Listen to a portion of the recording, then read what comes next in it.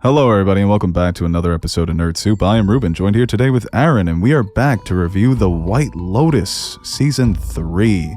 Really excited to review this show because I think we both really enjoyed the first two seasons, and it's a show that people have been wanting us to review for a few years now, so buckle up. And before we get into that, I want to let you guys know that you can listen to this wherever you get your podcast across all podcasting platforms. And go check out our Patreon page if you want more Nerd Soup. I know some of you out there just aren't satisfied, even though we're doing Severance, Invincible, Lotus, Yellow Jackets. We're like, more! We want more. So, more can be better. Or worse. I think that's kind of the lesson of The White Lotus. Like the way I put that together there, Aaron? No, you're the best at that. Oh, cool. Yeah, that's like your thing. I do it for you because I feel like I'm competing for the best man spot for when you get married. I don't think I would even make you a groomsman because I feel like you would hate that. I would hate it, but now I'm kind of upset that I wasn't for Teddy. Yeah, no. I feel like you don't want the pressure. Like you just show up to the bachelor party and show up to the wedding and you'll be good. Oh, God, yeah, giving a speech. Wait, never mind. I know you. Yeah, that's even better. Yeah, no, that's why this works. That's why this works so well. All right, let's get into The White Lotus, Season 3. Really excited for this show. There's just something, even though it's got a lot of death and terrible people, it's become a comfort show for me. And I think destination comedies are sort of a fun subgenre of comedies. One of my all-time favorites is Forgetting Sarah Marshall. Same thing, beautiful settings, people on beaches and in fancy restaurants, making jokes, getting deeper into the human condition, and also providing some social commentary. That's more White Lotus. And I think the setting, as I said, it's always very just indulgent in the beautiful landscapes and the infrastructure of the White Lotus hotels. It's always so luxurious. And of course, the beautiful settings. First Hawaii, then Italy, now Thailand, which has become really popular. Everybody's going to Thailand except for me.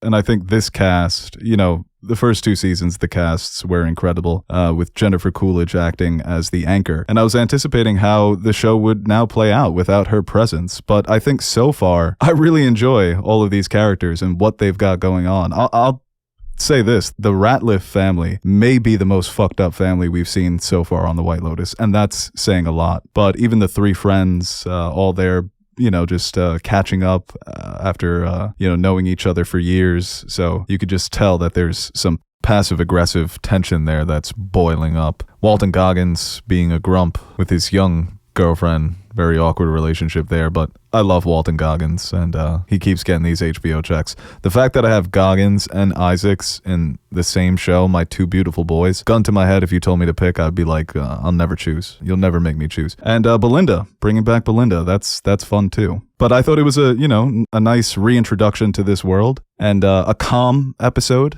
outside of the first scene where I always forget that somebody's going to be clapped. I hope it's not Belinda, but I really enjoyed it. What did you think, Aaron? Yeah, it's, I always I guess from season 2 on and this episode, I just throw out my random predictions of who died in the beginning. So I figured I'd start off with that. Because it's usually never like the douchebag character, right? I feel like they both got off scot-free in the past 2 seasons. So I think Patrick Schwarzenegger's safe. I feel like Greg has to go down this season. Like aside from Greg, I'm going to go with, what's her name? Jacqueline? Don't say okay. She seems Which like... Oh, yeah. Michelle Monaghan. I think that's a good choice because out of the 3, she's probably the most recognizable. You have Leslie Bibb, who is, she's been around for decades. Carrie Coon kind of really coming into her own over the last few years with some good TV roles, good movie roles. But Michelle Monaghan's probably the biggest star out of that trio. So I like that choice. Or Jason Isaacs. He seems like he's involved with some sketchy fellas. I think it's funny. A lot of people don't realize that that's Lucius Malfoy. I guess without the wig. A lot of people have been thirsting over him, but I'll go Goggins because I feel like Goggins, he didn't really make much of an impression in this episode, and I think that was on purpose because there's an ulterior motive there where he wants to see the CEO, and he's been grumpy the entire trip so far. He's not really into the experience. He's there for something else. So I think I'll go with Goggins, but then he survives because he's actually just Cecil Stedman come to live action. The White Lotus PR team, it must be fucking fantastic. You want to catch me at one of these hotels? Dude, yeah, that's a thing. It's tragedy after tragedy. How the hell are they spinning this? Well, I guess if you Google how many people died in a Holiday Inn, it's probably a lot more. than we would think. So That's true. Yeah. Disney World is probably, who knows, the skeletons they've got buried there. yeah, I mean, you probably just got us put on a watch list by Mickey Mouse, but That's fine. I'm friends with Goofy. No, I was thinking maybe what they're going to reveal is that all of the White Lotus seasons have taken place after 2025 and they're just operated by Doge. So they fired all the security teams. You know the Doge philosophy, chop off your feet, then you'll save money. You don't have to buy any more shoes. You're welcome. That's the thing. When I get political, I'm Beau. So Beau's coming back for the White Lotus. Somebody commented on one of our recent videos, like, "Oh, Nerd Soup, they're releasing so much recently. I think Aaron and Teddy forgave Reuben for becoming so political that they didn't want to record with him anymore." So I want to thank you, Aaron. Thank you for your forgiveness. Oh yeah, no problem. I was just I'll stop ranting about the gold standard. Yeah, you were just really into like crypto regulations, and I couldn't take it anymore. Well, the thing is, when you look at blockchain and the potential of the technology, I still don't understand it. Yeah, it's good to have the show back, even though I started like 2 weeks ago. But you motherfucker, man. It is fun, like especially just the casts they're able to assemble for these one season limited series, and I think it makes for obviously some recognizable faces, some newcomers to the screen. So it's a nice blend. I think looking back at it as a whole, it's one of the most like well put together shows on television on all phases. So it's definitely something that I think HBO, once they kind of realized they had a hit on their hands, they've really, especially obviously the locations they shoot at, but just everything that goes and gets involved into a production makes for a really lovely atmosphere, contrasted by just these performances of characters that 9 out of every 10 are just kind of pieces of shit. And as the episodes progress, you get more into who these people are. But I feel like they kind of really hit us over the head, not in a bad way, this episode, where you kind of tagged all the characters right off the jump. Oh, yeah. Yeah, no, I think that's a great point, because even in season 2, like the Aubrey Plaza character and her boyfriend, I can't remember who played the actor. There was you're kind of not sure who they exactly are as people. It's almost like they were wearing masks. But here, like the Ratliff family was so funny. Just prototypical Americans from North Carolina. Like when she's going back and forth with the guy who meets them on the beach about how, oh, my son went to Duke, I went to Chapel Hill. It's a whole thing. And he's looking at her like, these things mean nothing to me, lady. They were great. And when she's like, oh, we're going to give you the test, the biometric test. And she's like, is it complicated? Is it complicated? No. We're jet lagged. So yeah, no, just total pieces of shit right off the bat. And I do wonder if there's going to be, some surprises there, or maybe some more focus on, the characters that work at the hotel, developing them in a way that's kind of going to make up for the fact that it's very obvious who these people are. Yeah, and like I had to pause the scene when Saxon was hitting on the group of 3, and then the woman next to him. Bro, that was like playoff James Harden in 2018. I was just so fucking uncomfortable. Stop shooting. Trying to enjoy their vacation. Go to the basket. The look in his eyes and just the way he goes about it, it's just... He said it was a numbers game. No, bro, he's literally James Harden. Just high volume shooter. Not even breaking the shots. Just like, let it breathe a little, man. Enjoy the pool for a second. He was just on the prowl to begin with. Bro, as soon as his brother sat down, mad loud, he's like, man, I'm horny. Dude, chill out, brother. I mean, there's been a lot of talk about the 2 brothers, especially when he goes to the bathroom. And that's what White Lotus does, that a lot, where they have these looks and these gazes between characters, and you could pick up so much from it. Like, there's tension there. And with the brothers, it was like, there's tension, but is it sexual? That was confusing. Yeah. Like at first I was just like, oh, maybe he's just like curious of what his brother's watching or whatnot. Or he's like, maybe a little shy, insecure, and he views his brother as this outwardly confident man. And like he lingered like 10 seconds too long. A quick little peek, like, oh, that's what's going on. And then you just pretend like you're on your phone. He was just staring. And the brother just turned around, dong hanging, was like, yeah, no big deal. And even the comment he made, like when he said he was going to sleep with his sister, which is weird. Because you think nothing of it. It's like just 2 siblings sharing a room together, like whatever. And he just made it so fucking awkward. It's like, I wasn't thinking that, but now I am. The way he spoke about her too, he's like, you've probably noticed our sister's pretty hot, but she's a virgin. It's one thing to acknowledge that people find your sibling attractive, but to just flat out say, my sister's hot. All of that was very icky. And they always do such a good job of, because both seasons had that one just truly insufferable prick of a man. And it looks like he's really taking on that role this time. Like it was Daddario's boyfriend in season 1. And season 2, it felt like they had a couple. Theo James and Albie in a way. But yeah, he might be the pinnacle of that archetype of just being the worst, most insufferable, cocky, arrogant piece of shit that the show has ever produced. And shout out to Patrick Schwarzenegger, because he doesn't look much like his dad, but he seems to be an even better actor. So I guess they traded. Yeah, one thing, this is why I hate the internet for always pointing out every flaw in performances, but I have been like listening to accents and obviously knowing who Jason Isaacs is. I did notice his accent break a couple times, but for the most part, he was a convincing Southerner. Unless like that's part of his character where he's definitely involved in some shady shit. So maybe he is a English bloke that made his way over across the pond and put on a costume of a businessman from Raleigh. Well, that would be super genius and almost like a little meta, because I love when these classically trained British actors get to play the American cowboy. And it seems like they really like it too, that they really enjoy putting on the accent and and being a bit more ignorant about the world. But yeah, no, I heard it crack a few times, but I don't mind that. I think it's just, that's what acting is. It's not supposed to be perfect. At times it sounded a little Australian to me. But that's fine. I think he's a great actor. And, you give him a chance to try something new here, to get to be an American. And Parker Posey as his wife, the two of them together might be the best casting that the show has done for this season so far. Because she was the funniest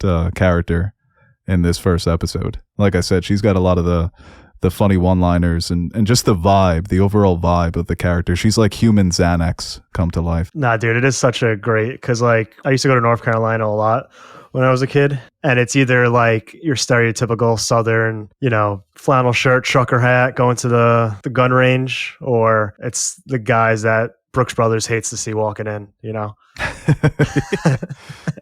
and they play that fucking part perfectly. Even the way that he ran up on her and started tickling her and shit, I gave him a pass for that. I'm like, maybe, I don't have that type of relationship with my sibling, but siblings can be close. But yeah, no, the more you learned about these characters, it was just more red flags that you couldn't ignore. And I think that'd be interesting too if it's the older brother who's the life lessons that he was giving his younger brother, so stupid.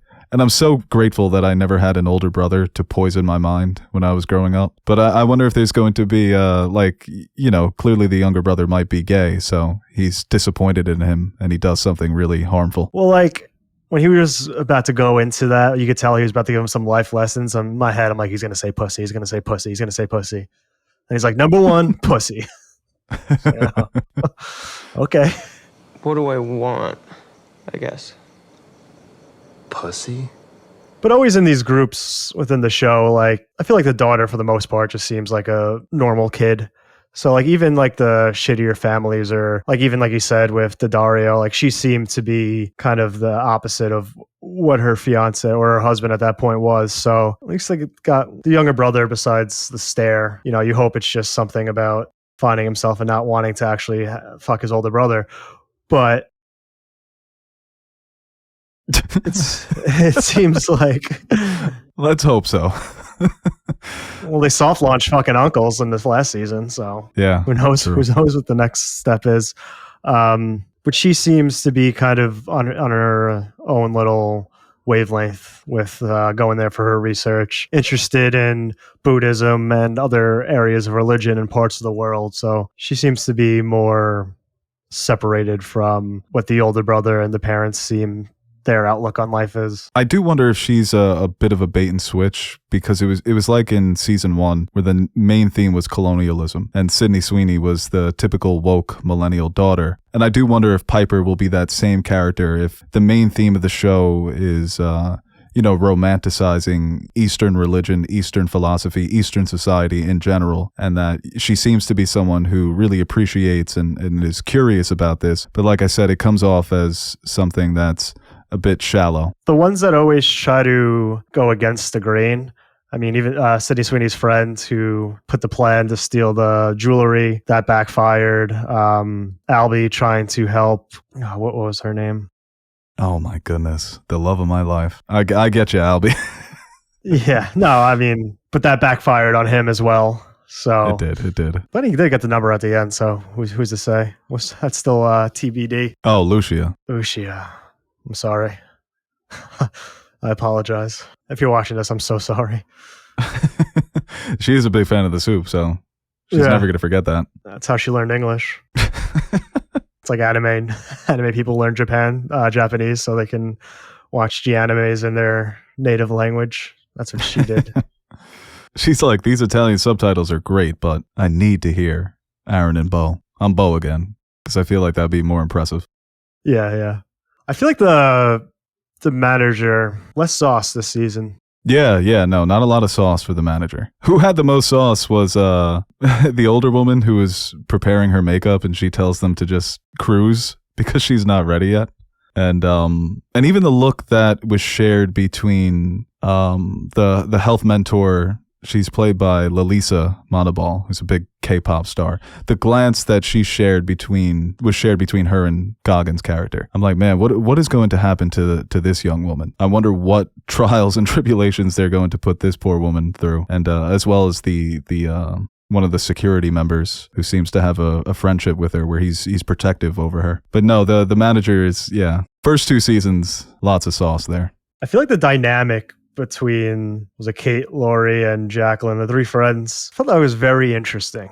They don't seem to be on the same page. It's like they're always, I don't know if it's like a jealousy because Jacqueline's like a star or anything, but they're always just giving these like compliments, like at every chance they can. Just either the other 2 are trying to like suck up to her in a way, and there's definitely a clear pecking order, because I feel like they always forgot to, like, they would compliment each other and be like, oh, Lori, you too, you do good things. Yeah, no, and it leaves Lori crying at the end of the episode by herself. Yeah, I saw people saying that it could be like a love triangle dynamic, or just a friendship on surface that really isn't a friendship. It just seemed like everything was a little performative. Oh yeah, it felt very disingenuous and phony between the 3 of them. Even Kate was like, do you get tired of everyone sucking up to you? I'm like, you've been doing that nonstop. And it's just like the perfect pairing too, to make them all kind of blonde, but they don't, because with me, when you put 3 blonde people together, I'm like, I can't tell these people apart.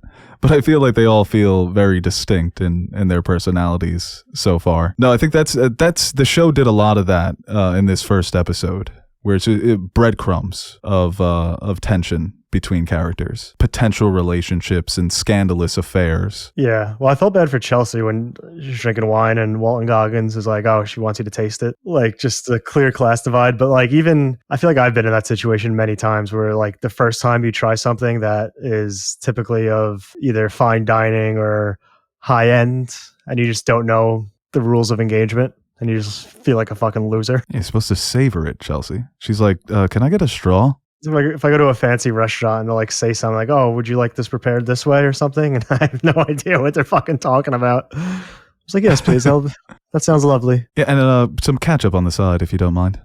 Your finest ketchup. I only dip in Heinz. Oh, I'm sorry. Tomato puree? You don't have any sodium chloride, do you? Just spice things up a little bit. I don't know if you took chemistry in 11th grade. I didn't. She was a good sport. I mean, especially for, Goggins being a dick the entire time. She was trying to keep things in good spirits. She feels very American, down south American. Like she should be, starring in God, what's the director's name? The guy from the South that makes all the weird movies. Foghorn Terrence Leghorn? Malick. No. Well, yeah, I feel like Terrence Malick is kind of the Foghorn Leghorn of cinema. She should just be dressed in overalls, loitering at a gas station in Kansas City or something like that. So, but I enjoyed her and the dynamic between them. I'm sort of waiting for, what's the catch for his character? Because he's clearly interested in the woman he was looking up on his phone that works at the hotel, the woman with all the sauce. And, when he's looking at her at dinner. So how does she play into this as well? Yeah, he's clearly there for a reason. Yeah. And they don't really specify what he does for a living, but it looks like he could be out for, like, somebody wronged him. I don't know if he's in business, and Isaac's being a businessman or a financier. And that's going to be interesting too. You know, what comes out of the investigation, the article that's being written about some of his business dealings. But yeah, what's going to be the big reveal for those two characters? I do hope they go the route of Goggins and Isaacs having an episode where they become best buddies, and we get a Goggins Isaacs episode, and then by the end of it there's a big falling out. Yeah, I always love that when the two guys who at first don't like each other realize that they have way more in common, and then there's a falling out because you can't have two alphas, can't have two beautiful boys, there can only be one. So I'm hoping for that. And Americans are like, their attitude towards smoking, just fucking man up, man. Americans do hate cigarettes. Like, Europeans got to figure it out when it comes to that regard. And not even saying that because it's just like, especially from the South, the tobacco land, that's probably how he got his money. It's probably in big tobacco. And they always just turn it, like it's the most offensive thing ever. Oh, open the window. Yeah, that boy is working for Big Chew. I mean, that is kind of the mood on that boat, and you're going to fucking light a cigarette. I kind of get it. Right. I would like go to the back, or I'm always aware of my surroundings. But that's why I just love fucking Europe so much. They don't care where you are. No, they don't care. They're more offended if you're not smoking a cigarette. They're healthy as it can be, I think. Well, that's why they traded in. We eat normal food so we can smoke cigarettes. Yeah. We got it all backwards over here. All topsy-turvy. RFK takes away the Uncrustables because every American a pack of smokes. Okay. I'm listening. Yeah, but that first scene, it always gets me. I totally forget that someone's going to be clapped, and that the first scene is probably a week in advance. Yeah, and like that wasn't just like one shot; they were fucking spraying. Yeah, then the trailer, there's a break-in scene. So I don't. My first instinct is it's the two guys that were talking to Mook. They seem like hoodlums. I don't know anything about them. Greg's probably up to some shit. He doesn't have his evil gaze with him this time, so I don't know who's he in cahoots with. I miss them. It's like, yeah, they were kind of evil and died, but like I feel like they should just be reoccurring in every season. They just show up to the White Lotus and cause some chaos. And same characters, but with different names. Yeah, and they're different people, but they're the same character. They were really funny in that season too. It was the perfect group for Tanya. Yeah. R.I.P. Tanya. And it does feel like Belinda's almost taking on that role of a character we've known from the past and now becoming more of a main character here. So her just being able to, she's doing the work exchange program. She's taking it all in. She gets to, act more like a guest. And we saw the frustrations written all over her face throughout that first season in her relationship with Tanya, kind of roping her in and then cutting her loose. She seems like such a good spirit, so that makes me think something bad will happen to her, but at least she got to enjoy her time in this episode. And I like when she acknowledges the other black patrons of the hotel, and they reciprocate, and then she brought it up on the phone call she has with her son, taking a little pride in that. And Zion seemed like a good kid. It was funny when he started praying to Jesus and then yelling at Buddha. That man was just checking off every god. Shout out to Zion for showing up for once. Dude, yeah, no, he showed up late, but yeah, he's there. He's usually faking an injury as his team desperately needs him, and he's at a Wendy's drive-thru. I'm surprised he didn't tear his ACL running away and just drowning in the water. So credit to him. Yeah, looks like Zion, and he's in shape for once. Shout out Zion. Oh yeah, he's ripped. No soft tissue injuries anymore. Yeah. No siree, not at the White Lotus. Heard that Luka news and it's like, I don't want to get traded. How many people think we're referencing Zion Williamson? Oh, people are, yeah. It's like 80% so of people confused. are just so fucking confused. But there's definitely like that 5% that loves TV, movies, and NBA. And they're like, Red Soup is just the fucking best. Like, these guys are incredible. This is all I ever wanted out of a YouTuber/podcaster. No, I was just editing our Yellow Jackets review and like, man, we need to stop referencing LeBron. We reference LeBron every fucking video. We reference LeBron in Yellow Jackets. Yeah. When we were comparing Misty and Lottie, who was hotter? Yeah. And like it needs to stop. Severance, we were talking about how you're LeBron's long lost son and that he didn't get you into the NBA, so can't accuse him of playing favorites. It's just absurd. We need to watch another sport. Or just like root for another player. But Anthony Edwards references don't hit the same. No, they don't. And he's so cocky, you don't really need to hype him up. Braun needs us. Yeah. We're talking about fucking... Can't wait for my Nolan Arenado reference in the White Lotus episode review. Oh my God, who the fuck is that? Exactly, so... Now you're losing me. Yeah, keep complaining about LeBron. I'll give them credit for the way they named the Ratliff family too. Perfect names, especially Saxon. Doesn't get more of a perfect name for that character than Saxon and Piper and Lachlan. Oh, that's good stuff. Yeah, I mean, people were posting the picture of the see no evil, hear no evil, speak no evil. And then she referenced, like, they get referenced, like, they're all just monkeys or something like that. And I got the reference, but I don't know what it means. Because I've seen the monkey statues with the, they're cute because they're holding the ears and one's with the eyes and one's with the mouth. Right. Don't know what it means.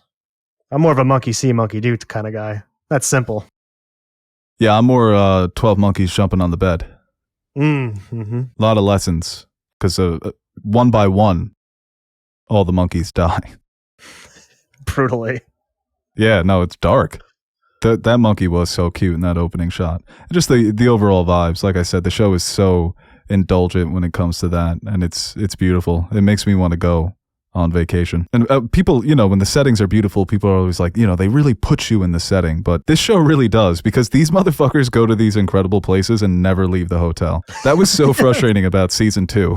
You're in Italy, man. Go do some shit. Yeah, they didn't even explore any of Hawaii. No, not at all.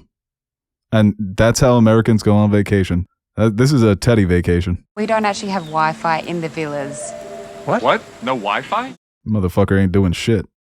Yeah, but if anything happens to Mook, I don't know what I'm gonna do. God, I saw a meme. It was the heart. It's like, I think I'm in love, and the brain's like, just pump the blood, bro. That's me watching all these shows. Oh, season 1, I was praying for Sydney Sweeney and Alexandra Daddario's safety on my knees. You were like Zion praying to every god. Whoever's listening. I was just going to ask, like, what do you think this show is going to do to, like, obviously, thematically, it's pretty consistent, which is nice, especially in an anthology. But it seems like, season 1, one body. Season 2, you had multiple bodies. Season 3, I wonder if they're going to be keep building up to something more spectacular in terms of, like, brutal murders. Yeah, no, I definitely think that there's potential for them to go bigger and bloodier, especially with the Ratliff character and the Rick character. Looks like they're just coming into this with not just personal baggage, but bigger picture sort of corporate conspiracies, espionage.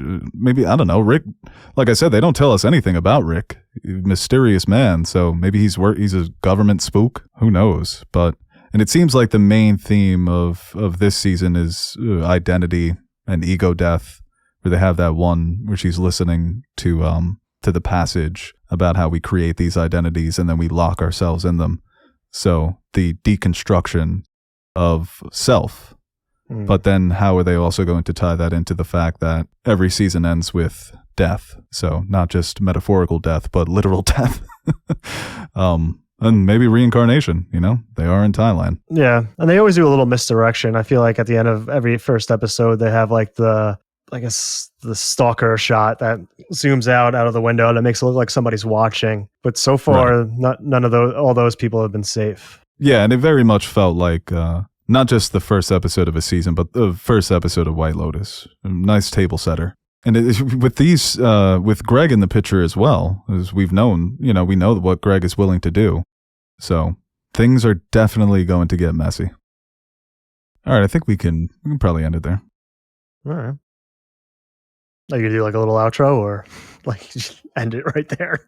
Just that nobody ever hears from us ever again. Because usually you say that, and then you're like, oh, and then you do like a nice little wrap up. But no, I was just reading. I was reading more about Lisa. I'm on her Wikipedia page now. Very talented musical star. All right, guys, we will wrap it up there. So yeah, White Lotus season 3, episode 1. Like I said, buckle up for the rest of this season. It should be a fun ride because the first 2 seasons were really great. And as Aaron mentioned, there's always some nice subversion, twists and turns, and we will be here for all of it. Hopefully. You never know with us. We might we might go the way of Tanya, just drop off the face of the earth. But I hope not. Just as long as I don't get political anymore. When did you get political? Or more so than always, like more so than usual?